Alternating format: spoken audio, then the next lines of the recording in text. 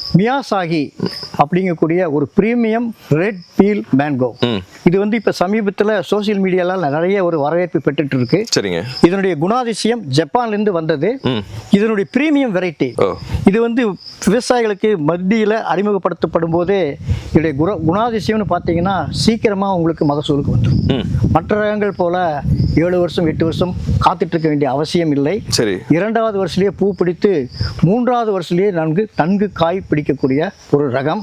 சிகப்பு மேலோட்டமாக இருக்கும்போது தோல் வந்து சிகப்பு கிரிம்சன் ரெட்டில் இருக்கும். ஃப்ரெஷ் நல்லா இருக்கும். கொட்டை வந்து சிறியதாக இருக்கும். ஃப்ரெஷ் அதிகமாக இருக்கனால உங்களுக்கு மார்க்கெட்டபிலிட்டி ரொம்ப நல்லா இருக்கும். பிரிக்ஸ் வந்து 20 வரைக்கும் போகும்.